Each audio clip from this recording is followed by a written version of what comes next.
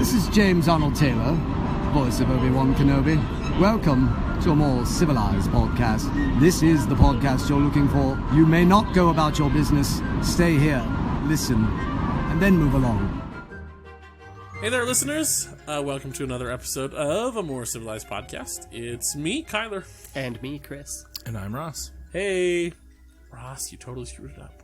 It's all right. That's Sorry, okay. It was good enough. It was adequate. Did It's I? adequate. What did I? Yeah. What did I Oh, do? he said it's me, and I said and me, and then you said and I'm Ross. Oh, Like, it's because I was Rule of looking three, at the man. news Yeah. and trying to figure out if I'm understanding okay. it correctly. he was We- focused on the business at hand. I have to do what I can to ensure a certain level of adequacy on this podcast. If we do things too well, who knows? All of you that People have tuned start in, to get confused. yeah, wonder no if they're kidding. Listening to the right thing. Exactly. So we wouldn't want to do that to you people. Anyway, today's going to be slightly more serious, as you may have guessed from the title / episode description. Not from the opening. Not from the opening, definitely not that. But Ross, before we get into that, you have some news. I do. Some newsy news. Some of the newsiest Nope, news ever. just regular old Star Wars podcast. No, it is in news. fact newsy news. Quite newsy, in fact. You're the worst. So newsy, it's crazy. I hate all of you. Steve and I will never forgive you for this. So It's to so start off newsy that today, if you listen closely, you can hear Christian Bale singing in the background.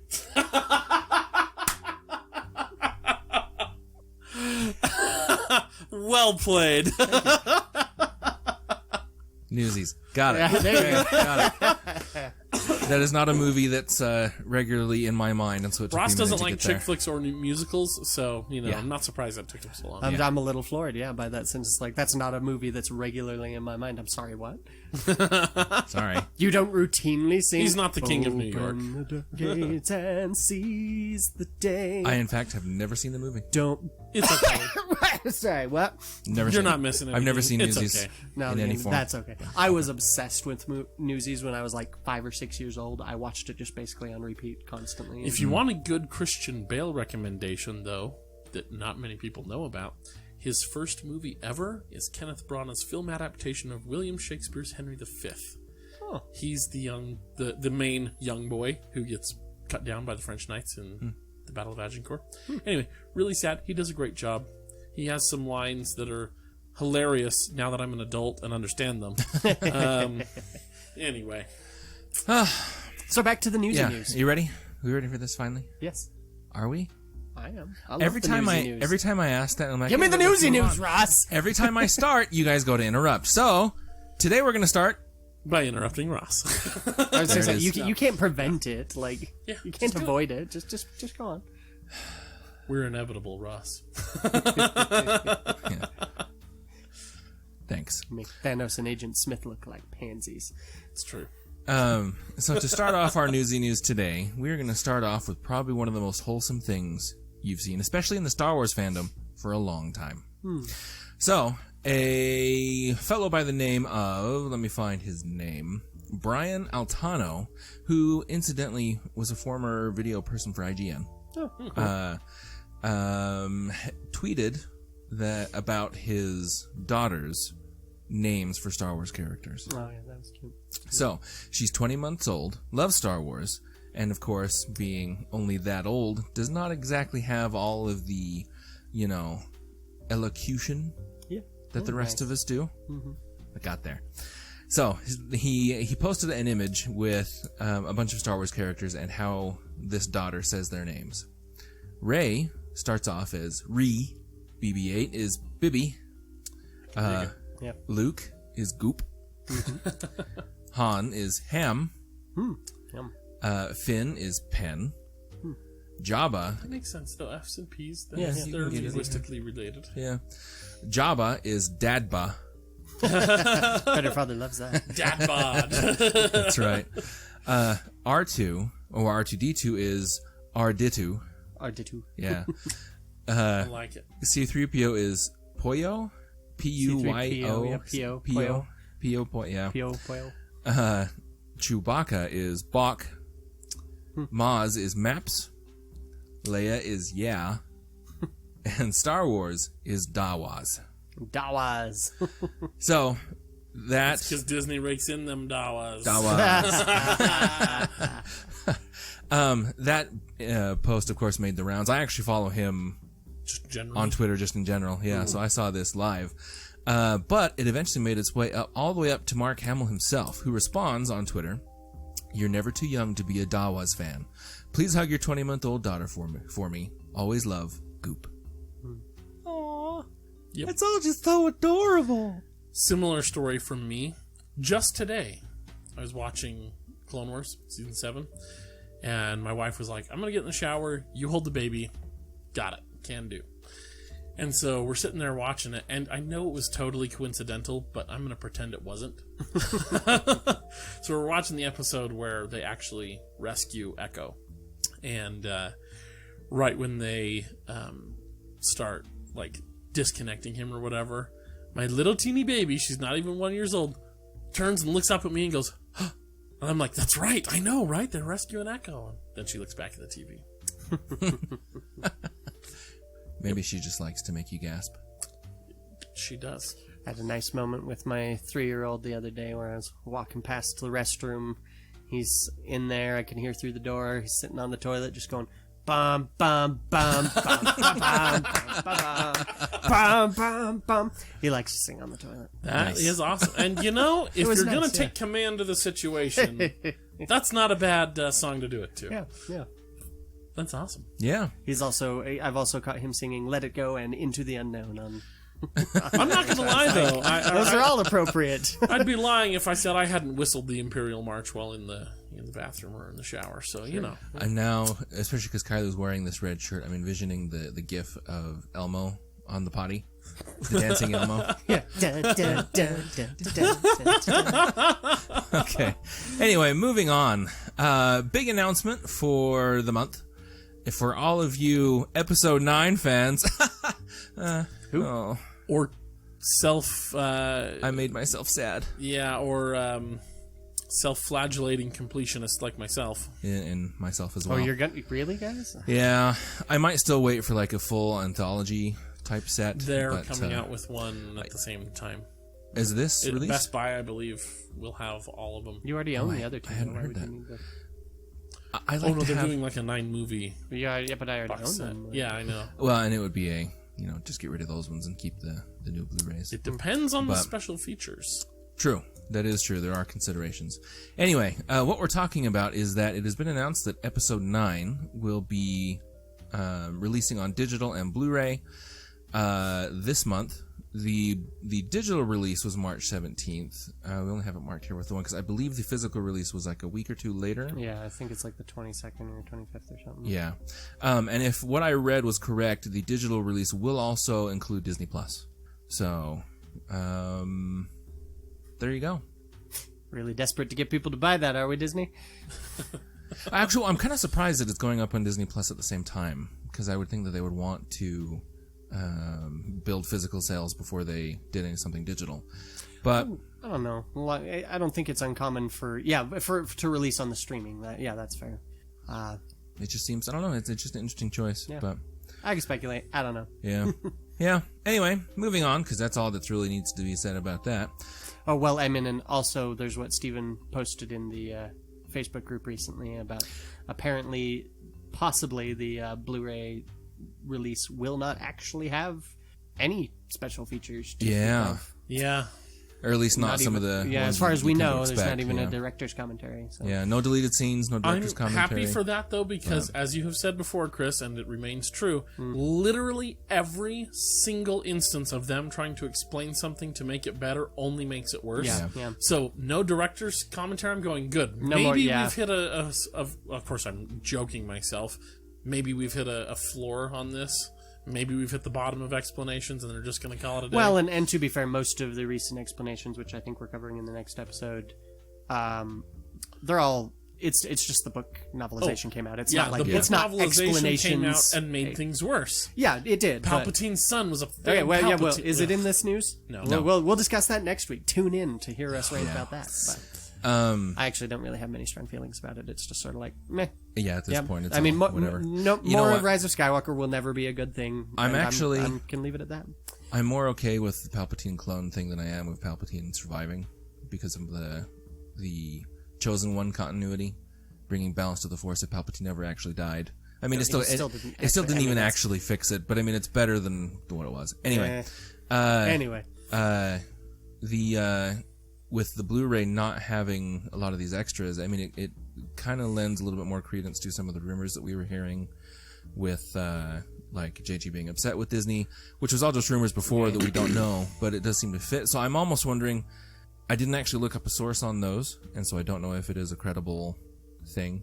So Steven, maybe you're wrong, because you're the one that posted it in the Facebook group. But I don't know. We'll see how it goes. They've got to have something, you know. Maybe. And not all movies have the director's commentary. Sometimes they'll have other people do it, but I don't know. We'll see how it goes. Get that smoking Hawaiian shirted Disney executive to do it. I'll do that. Yeah. Hey, let's volunteer for that. Disney. Hey, if you want me to comment on your movie in this character of an executive from your company, I would be more than happy to do that. Just hit me up anytime. I'll do it for free. Yeah. And it'll be great. You know what? Maybe we should record an episode that's just a riff track to sync up to Rise of Skywalker. Oh, we're definitely going to do that. Oh, I would, except that it's in my -1 on the scale. Like 5 to 1, 0 only watch zeros with riff tracks, and -1 riff tracks can't save this. It's not worth it. It's actually true. I don't think riff tracks could even. But save if Disney wanted to put it on the DVD, then I'd be like, well, all right, yeah, we can do that. And finally, for our newsiest news is the announcement of a new Lego set. This time Mandalorian themed. They're finally getting in and getting some legit sets for that. The Razor's Crest is now a large Lego set. It's got, of course, the full ship to scale for the mini people, the minifigs. It comes with not to scale. I mean, it's a full size $120 set, you know, so it'll be your Millennium Falcon kind of. Also really handy for you people who really wanted a Firefly, you know, a Serenity set, and really easy to adapt. Yeah. Yep. Definitely true. In the box comes, of course, the Mandalorian and a Baby Yoda. Super cute. Which is super tiny. I wonder how that's going to work. Yeah. I mean... It's little. I mean, I guess he's going to be one of the 1x1 blocks, isn't he? Just a decorated 1x1 block, yeah. You have a Scout Trooper, which, I mean... That's an interesting choice. You have an IG-88. Somebody's got to punch Baby Yoda. Exactly. Somebody's got to. Somebody should do it more. I guess, actually, I'm sorry. Oh, Chris. I will fight you. It comes with not an IG-88, an IG-11. Excuse me. Yes, Iggy. And then a Grief Karga. So, kind of sad it's doesn't have Gina Carano in there. I was going to say, no Cara Dune. This is just the first Mandalorian Lego set that's been announced. I could see. I'm pretty sure we're going to get some smaller, like $20 to $30 sets that have some of these other people in it. But what would she go with, though? Because I mean, I'm trying to think of other things from the Mandalorian that the cantina they all get shot up in. Cantina, you could release the ATST and have her with that. Yeah. Oh, yeah. Actually, I think they have. I think that is one. Oh. And she's in that. Well, there you go. Yeah. I'm looking for a price here, but I don't see one. It's $120. If you have to ask, you can't afford it. Yeah. Right. So, that should be good and awesome. Yep. Anyway, there is our newsy news. The newsiest news. What are we talking about today, Kyler? Bit of a downer. Yeah, I was going to say, it's time to bring things down. Yeah. So, this episode is going to be more serious than our other episodes. I mean, not all. We've been serious. We've been serious before, but this is definitely our most depressing topic. Yeah, that's right. Yeah. So we're stepping out of the fictional into the real world. Yeah. And that always makes things a little more grim. Yeah. Unless we're talking about John Williams, who's just a shining star of awesomeness. That's true. Well, so we had long thought about doing an episode like this, and then I saw a bit of news a week or two ago, and I thought, well, it's coming up in the news again. Let's go ahead and do this. Yeah. Talking about how fans in general, and especially in Star Wars, can treat the objects of their affection poorly. Yes, or rather, the portions of what they love that they don't love. Poorly. So basically, Star Wars fans have not been known to be super kind to actors or characters that they dislike. Yeah. And all too often, and sadly, fans don't differentiate between character and person, which is also sad. Yeah. So we're going to talk about a couple of those.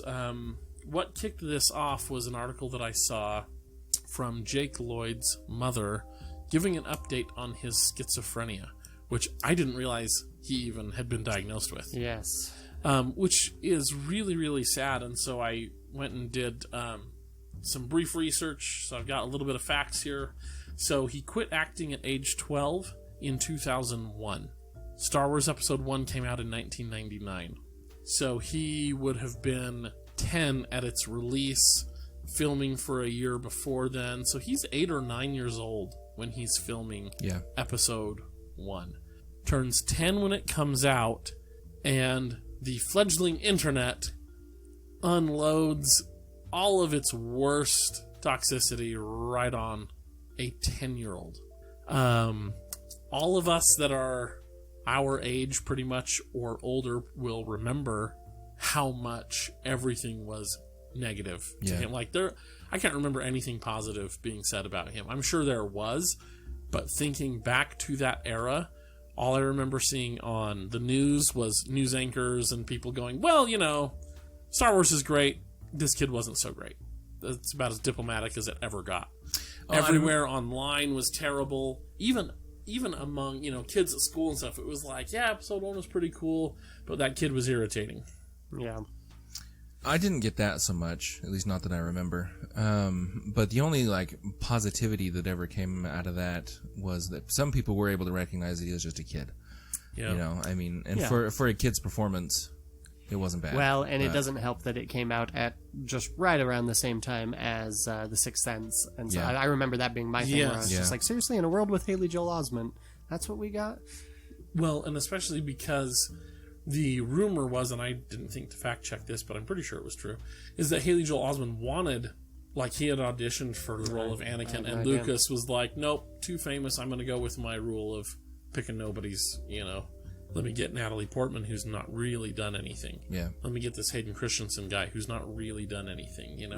And then we'll have... And that actually would be very par for the course for George. And it was. George didn't want to cast Harrison Ford originally because he was too well known for American his drive-by Graffiti. in American Graffiti. Yeah. And so then you have your token famous person in Liam Neeson in Episode 1, because even Ewan McGregor was still not really well known. Yeah.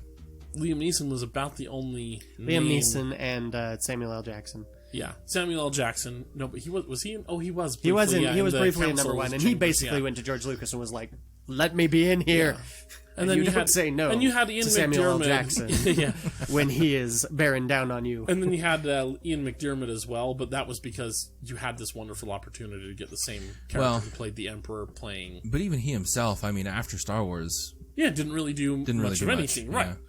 But so it does explain why Jake Lloyd was cast, because he's a nobody, and Lucas likes to pick nobodies that he thinks can do something, that have talent, Yeah.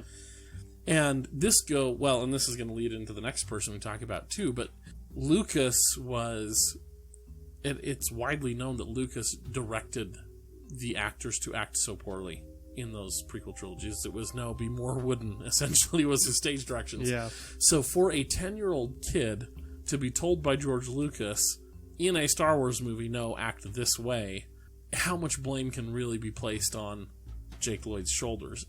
For me, not too much, honestly. Yeah. You know what I mean? Haley Joel Osment has more raw acting talent, but even he, under those circumstances where you're being told by George Lucas, no, tone it down, tone it down, tone it down. Oh, there we go, bland enough. Even he might not have been able to save that role. In 2015, Jake Lloyd had some problems. At age 19, he started showing signs of schizophrenia, which that, again, was news to me. I didn't know that until this article showed up, where his mom was kind of like, here's how he's doing. In 2016, he was in a high-speed police chase. He got arrested. I do remember that happening. Where it was like, Jake, he was like in Florida or something like that. Oh, yeah, it was the got first time arrested. he'd been in the news for a long A time. long time. I remember that coming out and just being like, oh, yeah, man, I never really saw him in anything. It was that and Jingle All the Way, and that was about it. He was in Jingle All the Way? Was that him in that? Yeah, he's the kid in Jingle All the Way. Oh, my gosh. Wow, I didn't know I that. am impressed that both of you, Wow. not just one, but both of you remember Jingle All the Way. Yeah. Holy cow. Wow. Sinbad and Arnold Schwarzenegger. I remember that one a little bit more because our family had taken a trip to Universal Studios when they were filming it. And so where the Christmas tree explodes and falls forward, we got to see them doing the testing on that scene. So Cool. yeah. So I remember when that happened, and I was kind of like, ooh, he's not doing so well, but didn't really think anything of it. Yeah. There's a couple of YouTube videos from... Well, and it's, I mean, we've all seen a ton of child actors flame out horribly. And, yeah.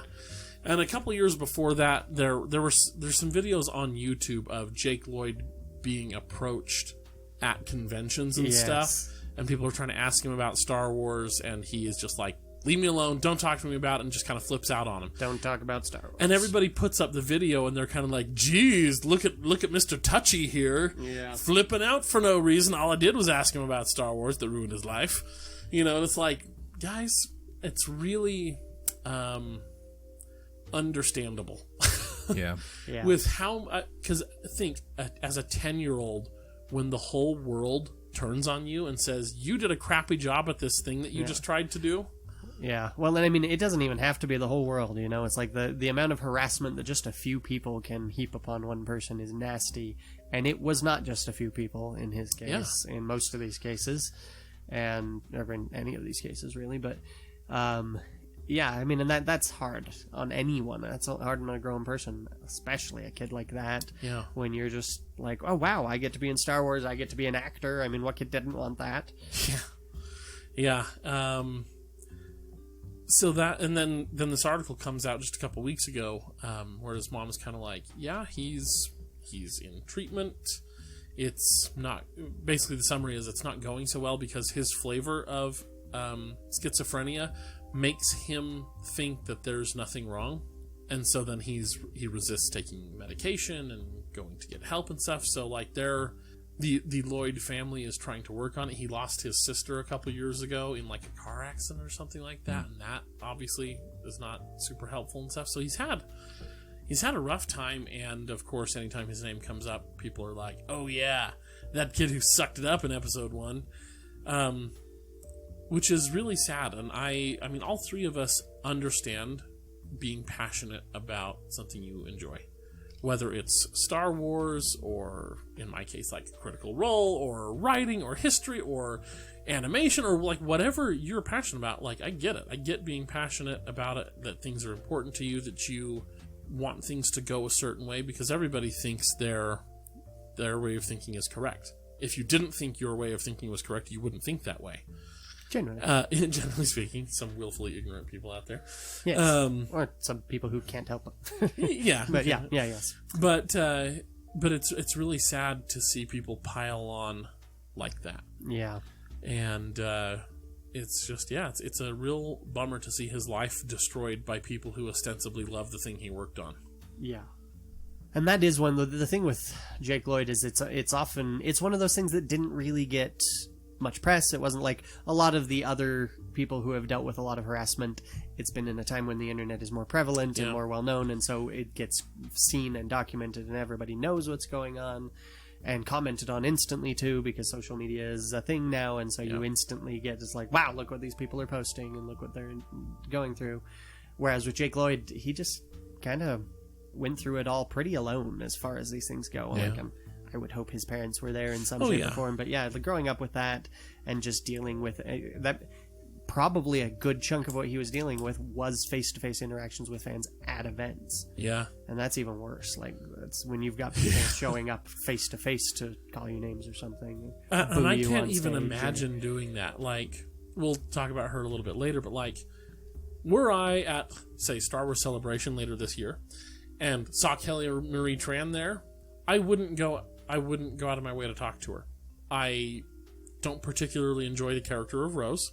I'm also mature enough to be able to separate Rose Tico, the character, who is fictional, and Kelly Marie Tran, the real actual human being, and go, she seems like a nice lady. I don't particularly enjoy your character, which means we're probably not going to have too much to talk about. So, I can't even fathom going up to her, like, whether she's like walking down the hall and I catch her, or if she's at her table and being like, by the way, you suck. You know what I mean? Like, I can't even wrap my head around or even doing I that. can't even wrap my head around it's not great, but I can understand being mad at, say, Rian Johnson or J.J. Abrams. Like, they're the people that are the core behind the decision making process and design of these films. I cannot imagine looking at an actor and going, well, clearly this thing that I don't like in this movie is your fault because you played the character that someone else wrote as they wrote it. Like, that it just takes, that's a whole level of just awfulness. It's just, it's so, I can't get it because I love Star Wars. That's probably not a shock to our longtime listeners. Or frankly, that's not a shock to any short-time listeners. Yeah, this is your first time here, you're on a Star Wars Yeah. podcast, you probably assume we like Star Wars. I love Star Wars, and I can't imagine even, well, and a perfect example of this, actually, if you listen to our Nerf Nugget about the series finale for Star Wars Resistance. I don't know if it will air before or after this episode. It either is out or will be out soon. Yeah, Take within a look. couple of days. Anyway, Christopher Sean portrays Kazuda Xiono. Character of Kazuda Xiono is, as I said in that Nerf Nugget, a slightly more competent Jar Jar Binks. Mm-hmm. Not really a great or engaging character. I think that might be part of why the series suffered. Christopher Sean is a super, super chill, kind, down-to-earth, genuinely nice person. Mm-hmm. Like, he is so cool. He actually did an interview for this podcast that we don't ever get to talk about because we didn't get permission. Yeah, we didn't get permission from Disney. But. Yeah, but he did it anyway. Like, what a cool dude. Don't like his character at all, really. Yep. I mean, he has a couple of good moments, but it's vastly overshadowed by a whole lot of other terrible writing and directing choices. But Christopher Sean is a super cool dude. And to not be able to make that distinction is beyond me. Yeah. I would also just like to take a brief moment to apologize to our audience for failing to miss the opportunity for a Schrodinger's Nerf Nugget joke there. Anyway, continue on. Oh, man. Anyway. So, Jake Lloyd was not the only actor to endure this from The Phantom Menace. There is, in fact, a list. Well, yeah, there is a list, but the two big ones, Jake Lloyd and Ahmed Best. Ahmed Best, who did Jar Jar. So, fun story, guys. In preparation for this episode, Kylie prepared. I reached out to Ahmed Best, to Kelly Marie Tran, to Daisy Ridley, and to John Boyega to just say, hey, we're about to do an episode on what it's like to get crapped on by the fandom you just made a thing for, and how that isn't really cool. Do you have any insights you'd like to share? Nobody responded.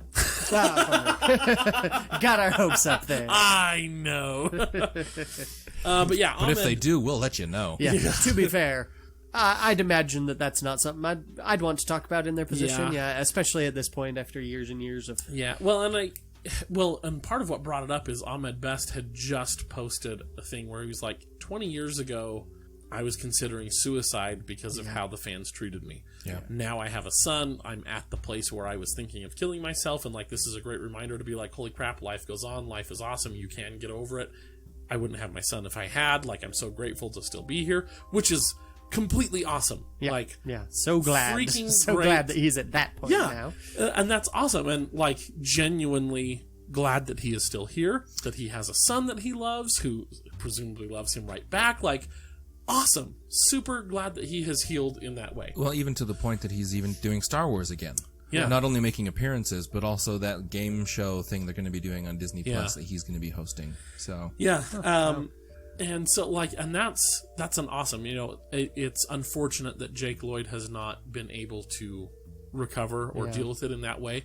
And I think probably because Ahmed Best is an adult when he's doing this, when he's making Star Wars, Jake Lloyd's a kid, and like that's going to mess you up on a fundamental mental level as a child, you know? Yes, absolutely. So, well, and Ahmed Best had it interesting because he had like two fronts of harassment over this. He had the same thing that Jake Lloyd had of we hate your character, therefore we hate you, which is just awful and dumb. But he also had there was a whole big thing about like, you know, pick a Star Wars alien from the Phantom Menace, and there's someone who's very concerned that it was some sort of racial parody or, you know, very insensitive stereotype. And Ahmed Best's Jar Jar was no exemption to that. There's a lot of people that felt like this was a negative stereotype of kind of like Caribbean black, Caribbean black, or like these like that, and the cliches of like the kind of black characters that you get back in the you know, Uncle Tom's Cabin days and everything, and so he was so simultaneously, while he's dealing with fans who are just pissed about we hate this character in this movie, he was also dealing with people who were basically calling him a race traitor. And they're just like, you know, you endorsed this stereotype and portrayed it, and you're racist and horrible, and we hate you for what you're for betraying your people, sort of thing. So he gets pincered there between both of those. I don't think that is. I think Jar Jar being a terrible character is a valid criticism. I mean, yeah. But as far as like being the race traitor and getting crapped on for that, I don't think that's valid at all. Yeah. I mean, he was the one who came up with a lot of Jar Jar's mannerisms and quirks. And I things. Remember when I first heard this back in like the early aughts. Yeah. When this harassment was going on, he was one that I did hear about. And I remember people being like, "This is racist," da da da da da, and him just being like, "Whoa, like that wasn't even George, like that was me. I was just trying to make the character fun and interesting, like it's supposed to be a character kids like, so I was trying to think of what kids might enjoy." And just I have seen some of the comparisons, and I'm like, okay, I can see how people are getting that, but I do believe that it was just a sincere like it's just him sincerely trying to make a character. Like, and that is such it's an interesting topic that we've now had a couple of decades to stew over, you know. Yeah. But it's interesting that it seems like a case of people looking for something to be offended about and get worked up over. While certainly maybe there's a case to be made there, but it makes me think of an article that came out 2 years ago, something like that, complaining about how sexist it was for Leia to be dressed up in a gold bikini in Jabba's palace. And it's like, right, because that's Jabba's a bad guy who degrades and humiliates women because he gets a power trip out of it. So it makes sense that a bad guy would do a bad thing. Yeah. You know, and it does have the further complication of, yes, we're also doing this for the audience. Yes, it does. But it's also kind of like, but is it really supposed to be that Jabba the Hutt is going to treat Leia with utmost respect? And, you know, you're a woman, Leia, here, stand on equal footing with Bib Fortuna, my male, you know, assistant here. It's like, no, he's a bad guy. And it's okay for bad people in movies to portray bad qualities, so that when the good guy comes in, it's also kind of saying, no, that's not okay. Well, in the case of Jar Jar with this, I feel like it's more collateral than anything else, because there were a lot of people really upset about this. And when you look at, you know, when they line up all these different aliens that they in Force Awakens and stuff, it is kind of like, like that's hard to ignore. The Nemoidians are some pretty Asian, pretty. You know, it's definitely at the very least pushing into racist areas. Yeah. And personally, I think the reason that happened was less of a. I mean, I think it happened because George was deliberately trying to ape old, you know, Flash Gordon, all of the things that he was trying to ape for the original Star Wars, which were made in the 50s or earlier. And there was a lot of racist characters in there.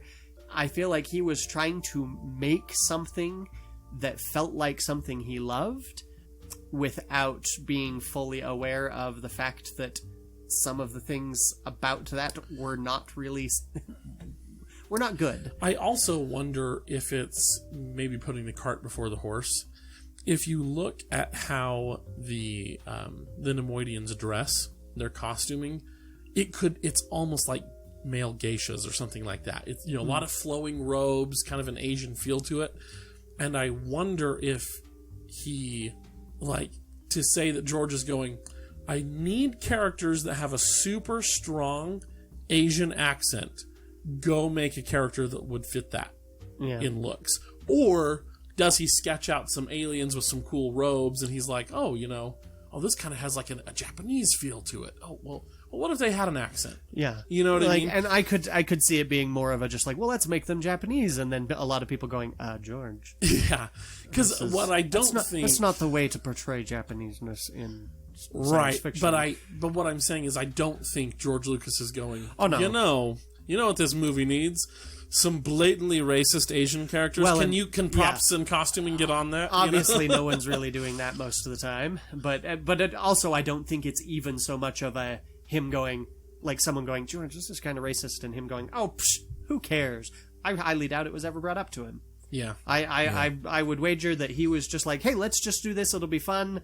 And there was no one around, that partly because he's the George Lucas who was going to say,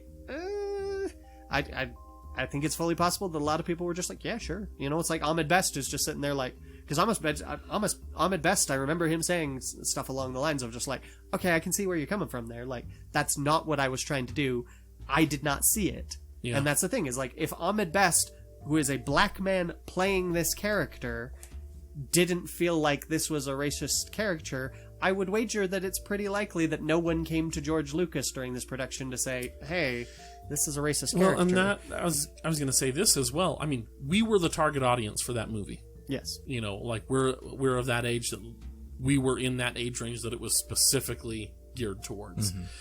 And watching that movie, I thought Jar Jar was dumb, but not racist. Yeah. I thought Watto was gross and icky, but I didn't see him as... who else was there. Right, is that he's this Jewish stereotype. Yeah. Big nose, you know, greedy, that's all he cares about, you know, trying to control things. It's whatever. I hadn't even heard that one. Now Oh, you haven't? But that one's a but I didn't one. see that. I'm the target audience and I didn't see it. Yeah. The Asian thing, I remember going like, okay, they have Asians, and it was like a year later that I was like, that might be a little offensive, but even so. Well, and it's not until years later as an adult that I'm going, that I'm seeing all these people going, oh, well, clearly this is racist. And I'm going, okay, well, I could see how you would think that. It makes me think of being the historian where poor historians will put a modern slant on history. They will interpret history through a modern lens, which you are not supposed to do. And I see people, I think a lot of that is what is happening now, is that the people are doing that. They're going back and saying, oh, well, clearly Ahmed Best is a race traitor. He's out to degrade and demean blacks in this movie. That's obviously why he did this portrayal this way.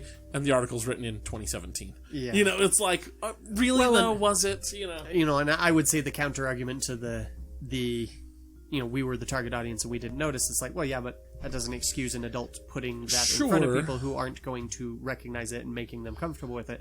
But either way, it's the sort of thing where that doesn't excuse the harassment, obviously. Like, the appropriate way to handle that is to go, hey, this kind of feels this way, and is like, it feels like this is what you're doing. Please don't do that. And I would say that George did learn that lesson. Like, big time. Phantom Menace got a lot of that crap, but if you look at Attack of the Clones and Revenge of the Sith, like, we introduced the Kaminoans, we introduced the Utapauans and such, and I mean, I've never heard anyone complain that, oh, those Kaminoans are clearly a racist caricature of XYZ. Like, yeah, they're not. And then, like, it's clear that George went, oh, geez, man, well, let's do better at this, and then did. So, hey, cool. Yeah. It would have been nice if he could have done that without, like, vicious harassment. Yeah, driving Jake Lloyd to mental problems and Ahmed Best almost to suicide. And still on that point, even Jar Jar himself is toned down. Yeah. So. Well, and that's partly just let's keep him out of the he's barely in it at all. Yeah. But yes, but it's the point of the episode is to highlight how we, in our passion, sometimes lose our compassion. Yes.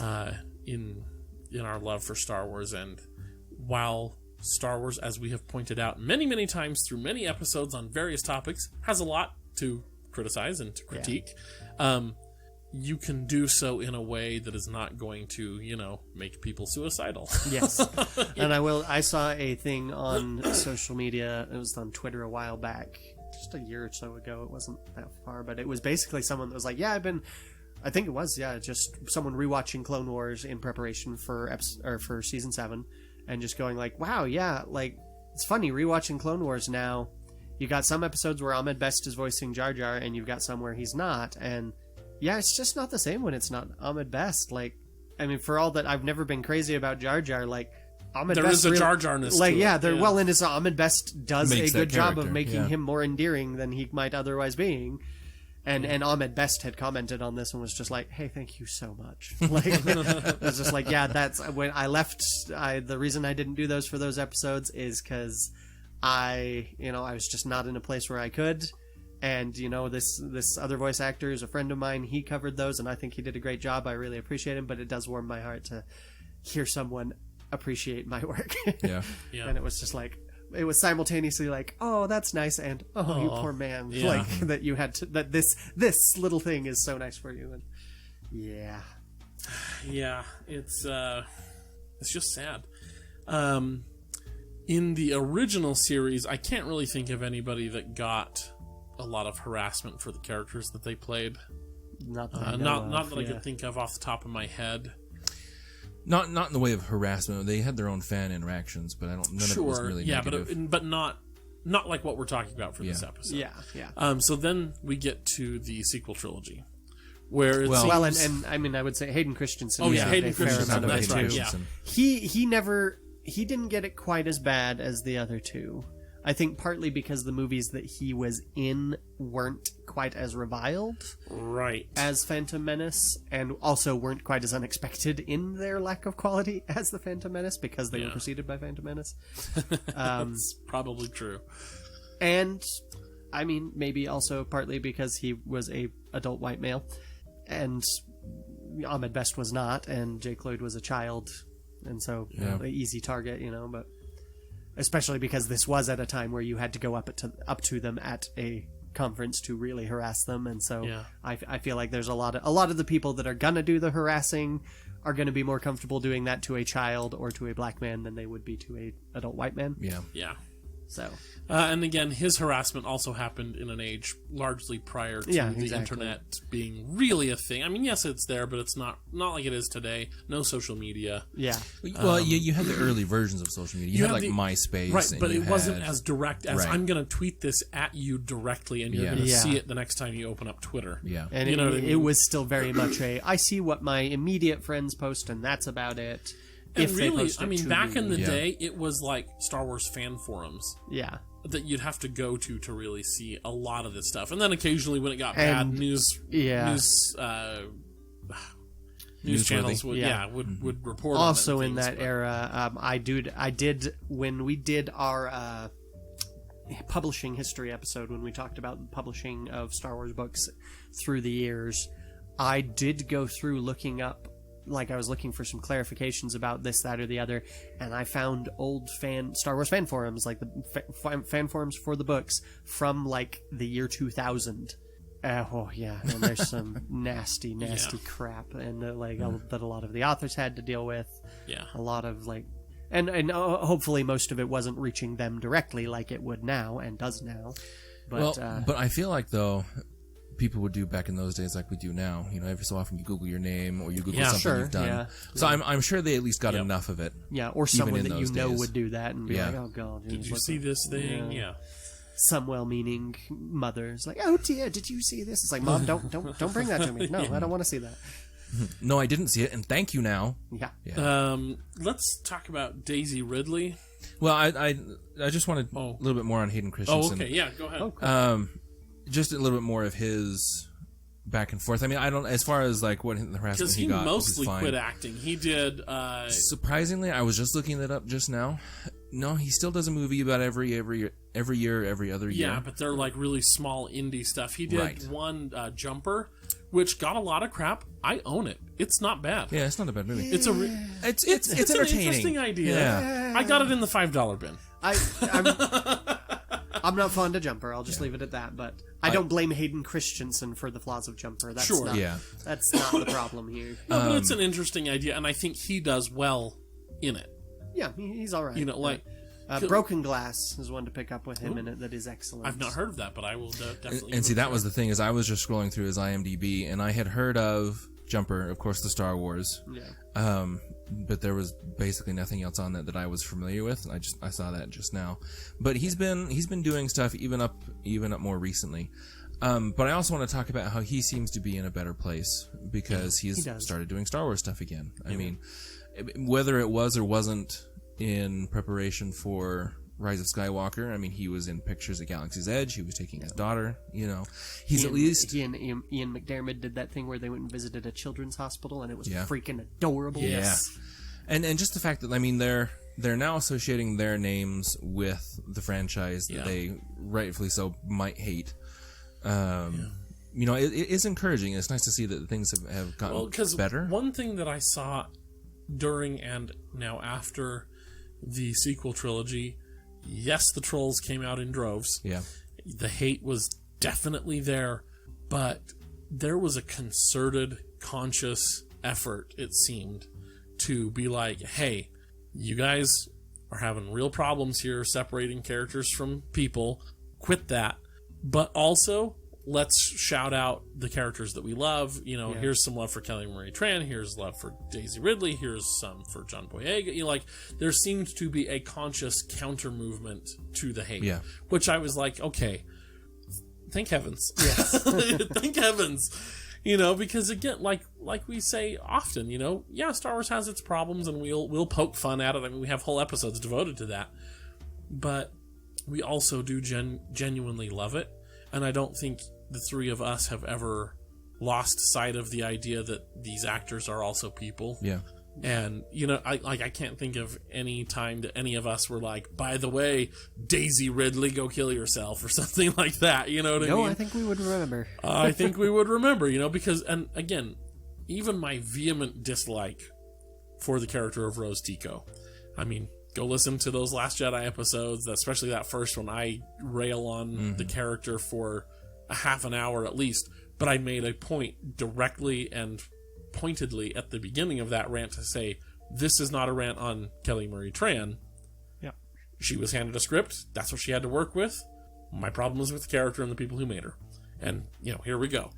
And it's nice to see that. I guess we're kind of there now in the sequel trilogy. Like, you know, Daisy Ridley, she got some hate, though not as much as Kelly Marie Tran, who definitely is sort of the winner for the sequel trilogy on that. Kelly Marie was definitely the winner, but Daisy still had enough to take herself off social media. She got off of Instagram and everything, and it was largely basically just people pissed off that either A, that there was a woman as the lead, or B, that she was such a Mary Sue. Which is so funny, that especially the people that are angry with a woman in the lead. Guys, do you not remember a young Jedi, Ahsoka Tano? Well, that's the thing. Everybody loves Ahsoka. Well, that's the thing, is a lot of them genuinely don't. Mm-hmm. And that's, I mean, even with Clone Wars, you had the season 7 trailer for Clone Wars, and you had at least a small group of morons on the internet going, "Oh, what is this with her facing off with Darth Maul? She could never beat Darth Maul. She's just a Padawan." And it's like, well, okay, first of all, she was offered the rank of Jedi and then walked away before this point. Second of all, Padawan did beat Darth Maul. Like, so she can't. Padawans with boobs can't, though. Like, okay, got it. Well, and not to mention, too, Ahsoka, I believe, has gone toe-to-toe with Maul. She didn't necessarily defeat him. It would sort of end in a stalemate, and then they'd both have to kind of go their separate ways. But, like, she clearly, before, could hold her own. And now she's more powerful, and like it's totally, completely stupid. Well, that's there's always going to be that group of a-holes, no matter what the situation. But the amount of a-holes who dislike Ahsoka are like they pale in comparison to the numbers of people who love Ahsoka. That's partly because also the number of people watching Clone Wars versus the number of people watching the movies that's a true. Very insignificant number. That is true, but it surprised me to see that, because I'm like, guys, Ahsoka is one of the most, if not the most beloved Dave Filoni character, like, period. And You would love it if there was an Ahsoka movie. She is you know the what I winner mean? of our hero bracket. She is. She is the most heroic hero in Star Wars. She sure is. A hero-y hero. Well deserved as well. She's fantastic.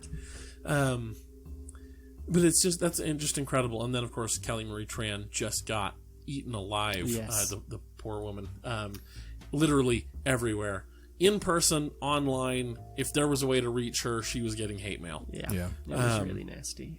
And like, it was shocking even for the internet, the things that were being said to her. Yep. In 2018 when it came out. All right, the internet's been around for a while. We've grown up with the internet. We've seen some stuff online. Fair. Internet cruelty. We're not exactly strangers to this. We're not clutching our pearls. Oh, they said they didn't like her. Oh my! I've seen some stuff. I've been on forums before. I've seen a thing or two.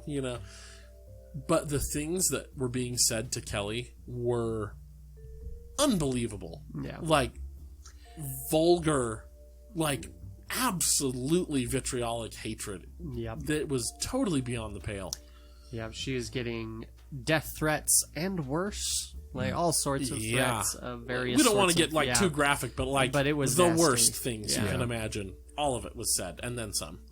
And of course, she had to literally dig a hole in the ground and hide for a while. She is on Twitter again. Yeah, Is she back? She is back on Twitter and on Instagram. She has a yes. secret account, which I discovered in my sleuthing, trying to reach out to people, but didn't get a response, and didn't necessarily expect. And one, she's but- actually been on for about a year now. Yeah. She's been toughing it out for a while now. Yeah. And it does seem to have died down, fortunately. And even pretty recently, 2-3 weeks ago, something like that, I saw a whole bunch of tweets and stuff that were let's give some shout outs to Kelly Marie Tran, everybody that loves Rose. Let's get together, let's let her know she's loved. And I was I don't really like the character, but good on you guys. And so I went through and liked a bunch of posts because I'm we need to encourage this good behavior as much as we possibly can. Because, good heavens, we know the hate doesn't need any encouragement. Yeah. But it's just awful, and we have to remember, we feel like there's anonymity on the internet, but it's actually not. It's a real person. Yep. Typing those things. You'll hear that a lot of times. People will say awful things on the internet, and they're like, "Well, it's just the internet, Yeah, but a real human being still had to type that. Yeah. That's a lot of really hateful people out there. And I'm not even talking about the fake hateful people that are so often maligned for no reason at all. I'm talking about genuine hatred. It's a real person typing it. It's a real person that's going to be reading it, which is sad because you know that it's the real person going to be Kelly Marie Tran is going to see that tweet and you tweet at her to go kill herself or whatever. Yeah. Oh man, would you say that to her face though? Some people would, and they're awful, but I think a lot of us wouldn't if it were face to face. So try to remember that, The internet has definitely exacerbated that. It's just awful, and even more recently, I read an article about Ray Carson that wrote the novelization of Rise of Skywalker, receiving quite a bit of vitriol and hate from fans, and it was just and there was most of what I saw was people reacting "Whoa, hold up, leave Ray Carson alone." And so I'm hoping that it was a very minor, very small group of fans that were, and then enough people stepped in to stomp on that she didn't get it too bad. I hope so. Yeah. But there was at least some where she was getting harassed, and it was one of those things where people are posting, it's you understand that she didn't write the story, right? She wrote the novelization, that she was given a story, and she did her best to adapt it into a novel, and that is the end of her involvement. She did not create this. The decisions that were made in there are not her own. She is just the tool that this massive multimedia conglomerate used to put this out there. She had less say in what happened in this novel than probably you did, given how that movie was basically written by the internet. So, yeah. Do you think there's a stigma around trying out for a Star Wars part these days? I've heard things like that. I don't know how much truth is in it. I have heard in various literary circles, like I follow a lot of agents and writers, and I have heard some talk of people being like, I don't want to write for Star Wars. But generally speaking, I've also heard a lot of authors who write for Star Wars going like, are you kidding me? No one here. Like, I've never heard anyone say that. Like, I got offered it and I went, oh, that could be scary. I'm doing it. You know, like, so I don't know. But I definitely think there is some possibility that some people have been like, do I? Because it is something that I've thought about. Like, okay, I'm a writer. If they came to me and asked me if I wanted to write a Star Wars book, is that a thing I would do? I don't know. You know, and partly it's just that I don't really read Star Wars books. Like, I've had trouble getting into any of those these days. I prefer Star Wars as a visual medium. I am going to read Lost Stars. Yeah, that's my last remaining. Like, okay, I got to give this a shot. But yeah, I don't get into Star Wars books these days very much. I prefer it as a visual medium. Yeah. So that doesn't help. But also there's just the like, do I want to deal with that amount? Like, I know it's going to happen if I do it. Somebody is going to be pissed about some decision I make. Well, and it's going to harass me. Especially with Star Wars still. It'll probably be me. Even post George era, they still tried to keep lesser known actors in the primary roles. Yes. I mean, as an up and coming actor, with all of this going on, I feel like if a script were to come to me and be like Star Wars, I'd be like, I don't know if I would want to put myself in front of those arrows. See, it always, as someone who is trying to make a living as a writer, as whatever, I would still do it. Like, there's no hesitation there. Like, for me, it was a conversation I had once where I was thinking about, like, I was joking with someone about, like, oh yeah, George R.R. Martin may never finish those books, but Brandon Sanderson can do it, and and then I was like, oh, except that Brandon Sanderson would be the worst possible. Like, he could never write those books. He would not be a fit for that. And then I was like, well, who could do that? And I was going through, and then I was like, hey, I could do that. I could write that kind of fantasy, yeah. And then I had a moment of, would I dare? With the amount of, like, looking at, that was right as season 8 came out and was dealing with all of its just vitriol from its fans. And I was like, would I dare? And I went back and forth thinking about that for like half an hour as I was working, and then I just had this moment of like, yes, though, like, there's no question. I would take that if it was offered me.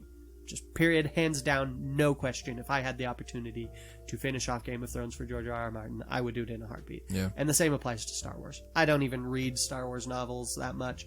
If I was given the opportunity, I would do it in a heartbeat. It's Star Wars. If I can create something I don't even have many stories that, like, I don't think of my stories for other people's universes, It's like, so I don't really have stories kicking around, but if I was offered the opportunity, I would sit down and go, okay, I'm going to come up with one now. Yeah. And it would happen. So I do think, generally speaking, that for fans of Star Wars, the fear of fan vitriol is not even close to enough to overwhelm their desire to write in Star Wars. Now, if it was someone that wasn't already a fan of Star Wars, I can definitely see them going, I mean, that could be great for my career and all, but I don't know if I want to deal with that.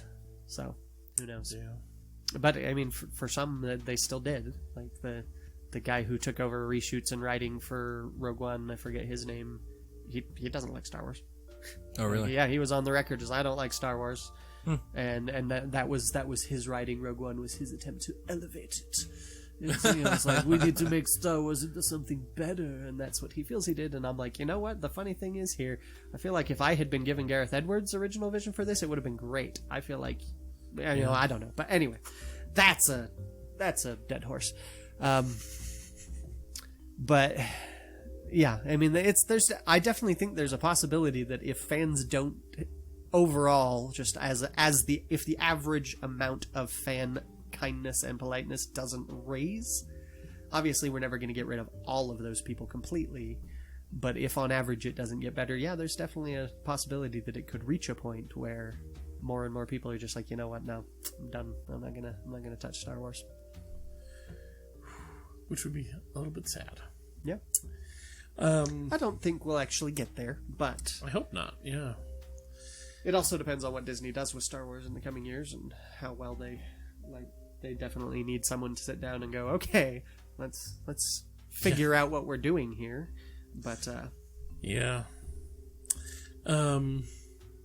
Anyway, I think that's about all we had to say for this. I mean, I just want to end with a plea to all of our listeners to remember to be kind out there on the internet. Remember that you are a real person typing that, and a real person is going to read it. And just remember that. I was going to say this, just like, oh, come on, there are listeners, they'll be fine. But then I was like, well, they do obviously have dubious taste, so who knows? It's true. But just remember, I mean, would you rather be a part of contributing to someone's almost suicide? Yeah. Or would you rather contribute to trying to make somebody's day a little bit better on the internet, as the Kelly Marie Tran fans do? Yeah. Anyway, just be kind out there, people. That's the whole point. Is we just wanted to do a whole episode sharing the awful way that Star Wars fans have treated some of their people. Well, and I will also I'll even go in real quick just on, like, because it's a difficult line to walk, because, I mean, I hate Rogue One. I don't like Rogue One, yes, but I hate Rise of Skywalker. Like, I loathe that movie. I do not really have much respect for anyone involved in the production of that movie, like, on the back end of making decisions in this. I think it is really bad. And there is nothing wrong with critiquing a work of art. Like, it's badly made. And as a Star Wars fan, I do not want to see more of this from Star Wars. Absolutely not. You know, I do not want to see, like, I'm okay with not liking everything that comes to me from Star Wars. Like, that's just an inevitable that I've been prepared to deal with for years. But I do not want that level of just lack of quality, of just total sort incompetence, of just sort of just nonchalance about who cares, it's Star Wars fans that lead up anything. And so, like, criticism has a valid place, there's nothing wrong, but there's also there's criticism, there's expressing your feeling, and then there's just being a jerk, you know. And it's like, and it's, I avoid, like, if you follow me on Twitter, you know that my Twitter feed is even to this day 95% Rise of Skywalker bashing. But I'm like, I only do that because I only have like 60 followers, so, you know, go fix that. But and I'll stop doing it quite as much. But it's like, I know I'm not really impacting many people's days. I go out of my way to not comment on people who are liking it. Like, I see that on Facebook, I see that on Twitter, and it's like, okay, just gonna move along, even though they're 100% wrong. That's because I've, and partly because I've dealt with that for 2 years of just being like, oh yeah, I love this about about Last Jedi, and having people just jump in to be like, well, let me tell you how stupid that is. And it's like, excuse me, that's not what this conversation was about. How arrogant do you have to be to walk into someone else's conversation about something to tell them they're wrong? Like, that's not great behavior. And that's where I draw the line, where it's like, there's nothing wrong with saying this is bad and this is why. But there's definitely, when you start interrupting people to get angry at them, when you start harassing people online, regardless of whether or not they're, like, I would never go to J.J. Abrams' Twitter and, you know, like, actually at JJ on Twitter to be like, hey, you made a sucky movie. Yeah. Like, no, oh, yeah, that would be horrible. Like, that is harassment. Yep. Anyway, so just be kind. Yeah. Be more loving. That's all we're asking. And it's not hard to do. It's really, I mean, honestly, I mean, like, it's literally the easy way. It's sometimes kind of difficult to not jump in on conversations and be like, whoa, hold up, how do you even think that? Like, yeah, that happens. And when that happens, I just get off Twitter and I don't go back for days on end. Like, that's, it isn't that hard, even at its hardest. So. Speaking of Twitter, be sure to follow us there at More Civilized. Join our Facebook group, A More Civilized Podcast. We do have some fun announcements coming up in the future-ish. Yeah. Mm-hmm. So if you want news on those things... I don't either, actually. If you want news on those things, then follow us in those places. Well, I guess I'll go follow. Yeah, right? And then when you follow, you can also find such gems as this post from... Emily, I'm sorry, I forgot your last name. Steven's girlfriend, Emily. Yeah, Emily, soon to be Boswell. Yes. Soon to be. Are we okay to say that now? Yes, Steven, I'm punishing you for the Newsy News contributions you've made. Sure. I'm pretty sure at this point it's fine. Yeah. Okay. Either way, Stephen posts everything for Emily, and Yes. that's why we never see her last name. Yeah, Yep. yeah. So Stephen will post on Emily's behalf, and she's been doing a great job at She some has custom been. memes She's for been us. I think Great it ones. might actually be Emily on his. I don't know. Could be. It might be, yeah. Anyway, she has put together an image, and it's split into two halves. The top half is the screenshot from episode 2, where Obi-Wan is talking to, oh no, I forget his name. Dexter Jetster. The Kaminoan Prime Minister. Lama Lama Su. As they're walking through the cloning facility, and he's, explaining to Obi-Wan, blah, blah, blah, blah, blah, and he says, they are totally obedient. Taking order without question, right? Yes. And then Emily's edit beneath. I don't know what she took the image from, but she's put Pong Krell's face over the person, and the caption is, so that was an effing lie. Yeah. And for those that don't watch Clone Wars, yeah, he was a general that did not get along with his clones, Yep. to put it quickly Yep. and easily, non-spoilery. So thank you, Emily, for Yeah, that fun. little gem. Also, you can follow me on Twitter at Random Paladin. Oh, and I also hope you're all enjoying the pictures I posted Yes. That's been fun. from mine and Carrie's trip to Galaxy's Edge that went along with our last episode. So take a look Yep. at They're those pretty cool. to get all the behind the scenes. Really, we were proud at ourselves for taking so many pictures. Because we're not big picture people. people. So I'm not a big picture person either, so Yeah. I get it. there we go. You can find me on Twitter at Itinerant Baxter, and you can find me at my writer's website, writerinthehat.com, where you can find my short story, The Wizard's Granddaughter, for free, and links to my other stories. Cool. And again, thanks for listening, and may the Force be with you. Always. I'm Anna Graves, and thank you for listening to a more civilized podcast.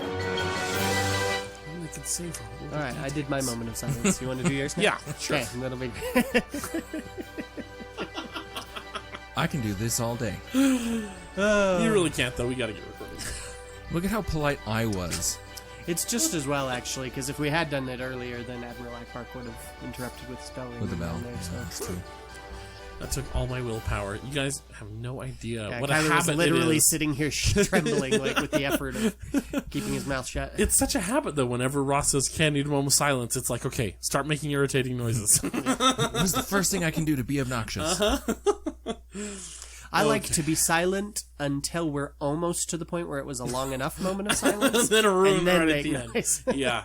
Well, you see, this is why we're such a great pair. I ruin it at the beginning, you ruin it at the end. It works out. Alrighty, are we ready? Yes. They've had several minutes now of good outro content. Adequate. Yeah, Yeah. that's true. Let's But not that's get crazy. generally what we do. So. Alrighty. Okay, I'm ready. I'm ready now. I promise. I'm ready. I'm ready. I'm ready. You can't start that and not expect me to pick it up, Chris. Come on. I didn't. Alrighty.